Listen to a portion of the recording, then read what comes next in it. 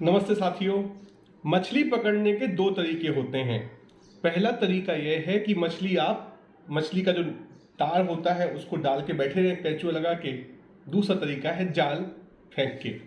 दोनों तरीकों में अंतर होता है। उसको समझने के पहले हम थिंकिंग फास्ट एंड स्लो के चौथे चैप्टर के कुछ प्रयोग साझा करते हैं। तो इसमें जो पहला प्रयोग लेखक ने किया है वो यही किया है कि किस तरीके से हमारा दिमाग है वो एक शब्द को हमें जब कान में पड़ता है तो उस एक शब्द से ना जाने कितने शब्दों का एक्टिवेट कर देता है, कितनी यादों को एक्टिवेट कर देता है और उस एक्टिवेशन से हम लोग किस तरीके से प्रभावित हो जाते हैं। जैसे कि लेखक का प्रयोग था कि कुछ बच्चों को कहा गया कि आप एक लेख पढ़ें। कुछ बच्चों को जो लेख पढ़ाए गए वो युवाओं के पढ़ाए गए, दूसरे बच्चों को जो लेख पढ़ाए गए वो बूढ़े आदमियों के पढ़ाए गए। उसके बाद जब लेखक ने लेख पढ़ने का लोगों से बोला चलो चाय पीने चलते हैं कैफेटेरिया में, तो लेखक ने देखा जिन लोगों ने बूढ़ों वाले संबंधी लेख पढ़े थे उनकी चाल जिन लोगों ने युवा वाले लेख पढ़े थे उनसे कम थी। तो इस तरीके के काफी प्रयोग लेखक ने बताए हैं जहां पर शब्दों के माध्यम से, कथन के माध्यम से। दूसरा प्रयोग जैसा है कि आपको मन में बोला कि आप कोई गंदी चीज सोचो कि आपने अपराध किया है, उसके बाद उससे बोला कि SO ब्लैंक P में कोई शब्द भरो। आप भर के देखिए SO A ब्लैंक और P, तो आप भी क्योंकि आपने गंदा पहले सुन लिया है तो सोप भर देंगे।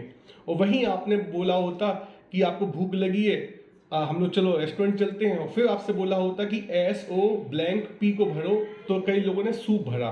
कहने का मतलब किस तरीके से घटनाएं पीछे हुई हैं, हमने क्या सुना है, वह तय करती हैं कि हम चीज़ों को किस तरीके से देखते हैं, और इसको कहते हैं प्राइमिंग। दूसरा प्रयोग लेखक ने प्रयोग किया कि ये उल्टा भी चलता है। जैसे कि आप कुछ लोगों को बोलो कि वो अपनी नॉर्मल स्पीड से धीरे धीरे चलो, मतलब आधी स्पीड से चलो, और दूसरों से कहा कि नॉर्मल स्पीड से तेज स्पीड में चलो। और उसके बाद उन्होंने लोगों से कहा कि कुछ शब्द बनाओ, कुछ लेख लिखो। तो जिन लोगों ने धीरे स्पीड चला था उन्होंने बूढ़ों जो जैसे होता नहीं है कि थकान, ओल्ड एज, लेस होप, इस तरीके के लेख लिखे। और जिन्होंने तेज चाल से चला था उन्होंने चीज़ों को लिखने का जो नज़रिया था उसमें ज़्यादा एनर्जी थी। तो लेखक के जो प्रयोग हैं वो यह बताते हैं कि शायद हम एक बहुत बड़ी व्यवस्था का एक पार्ट है, और यदि किसी को समझ में आ गया कि हमारे अंदर किस तरीके के शब्द से किस तरीके का तार बुनता है, तो वो हमें अपनी उंगलियों पे नचा सकते हैं। दूसरा जो संबंध लेखक ने किया था कि एक बार एक ऑफिस था, वहां पर व्यवस्था ये थी कि चाय कॉफी पीने के बाद आपको जितना मन है उतना गुल्लक में पैसे डाल दो, कोई आपसे पैसे मांगता नहीं था। जनरली लोगों को अपना अनुमान होता है कि इतने की चाय, इतनी कॉफी, अपना गुल्लक में पैसे डाल देते थे। ऐसा काफी सालों से चल रहा था। एक आइडियल ऑफिस के लोगों को लग गया था कि जनरली कितना पैसा हफ्ते में इकट्ठा होता है। लेखक ने एक प्रयोग किया कि जिस मशीन, चाय कॉफी की मशीन के पीछे ऊपर एक हफ्ते तक उसने आंख बना के किसी की लगा दी और कुछ नहीं बोला ऑफिस वालों को, और अगले हफ्ते उसने आंख की जगह कुछ दूसरा फूल या सीनरी लगा दी। तो जिस हफ्ते मशीन के ऊपर आंख लगी हुई थी उन हफ्तों में जो गुल्लक में ज़्यादा पैसे आए, क्योंकि और जिसमें फोटो लगी हुई थी उस हफ्ते कम पैसे आए। और ये प्रयोग लेखक ने हर बार किया, कई जगह किया, और हर बार यही निकला कि कुछ तो ऐसा होता है व्यवस्था में जैसे जिसको देख के हमारे डिसीजन बदल जाते हैं। तो इसको बोलते हैं, जो पहला तरीका था जहाँ पे शब्दों से व्यक्ति का दिमाग बदला, उसको हम बोल सकते हैं कि मछली पकड़ी, मन की मछली पकड़ी केंचुआ लगा के। और जो उसने जाल फेंका उसको हम बोल सकते हैं कि व्यवस्था का परिवर्तन करके। तो आज मार्केट में कुछ ऐसा ही हो रहा है। कभी कभी कुछ ऐसे शब्द हमें दिए जाते हैं पॉलिटिक्स में, मार्केट में, समाज में, जिस तरह जब लोग हमें मन की मछली पकड़ना चाहते हैं, कभी कभी वो शब्दों से पकड़ लेते हैं कि मान लीजिए कि हम असुरक्षित हैं, कोई धर्म विशेष के लोगों की संख्या बढ़ रही है, कोई दूसरा देश हम पे आक्रमण कर रहा है, तो कभी कभी वो हमारी मछली को, मन को घुमा के वहीं पे तार डालते हैं जहाँ पे हमारी मन की मछली घूम रही होती है। और भय जो है वो ऐसी जगह है जहाँ पे हमारा मन हमेशा जाता है। तो ये जो तंत्र हमारा नियंत्रण करना चाहता है वो कभी कभी शब्दों से हमें मन पकड़ के फिर मन की चक्करगिन्नी घुमा सकता है। और जो जाल डालने वाली बात है उसको कहेंगे विवेक का घिराव। मन को तो पकड़ना सिखा दिया, लेकिन विवेक को कैसे कम करते हैं, तो व्यवस्था का परिवर्तन करके। मतलब कुछ ऐसा हो जाता है कि आप मॉल में गए, कुछ ऐसा व्यवस्था परिवर्तन कर देंगे वो कि लाइटें हैं और सब कुछ है और लोग ऐसा बात कर रहे हैं, लोग खा रहे हैं, हंस रहे हैं, एडवर्टाइजमेंट आपको ऐसे दिखाएंगे कि आप उस घेरे में आ जाओगे, फिर वो धीरे धीरे आपको पकड़ेंगे।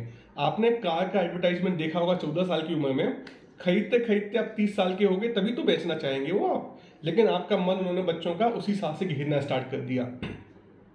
तो हमें ये समझने की चीज़ें साथियों, ये जो प्राइमिंग है, प्राइमिंग मतलब सांचे में ढालना, कि लोग कभी कभी हमें सांचे में ढालते हैं, कभी शब्दों के माध्यम से, कभी व्यवस्था परिवर्तन के माध्यम से, और हमारे मन को कंट्रोल भी नहीं रहता है कि हम इसमें फंस जाएंगे।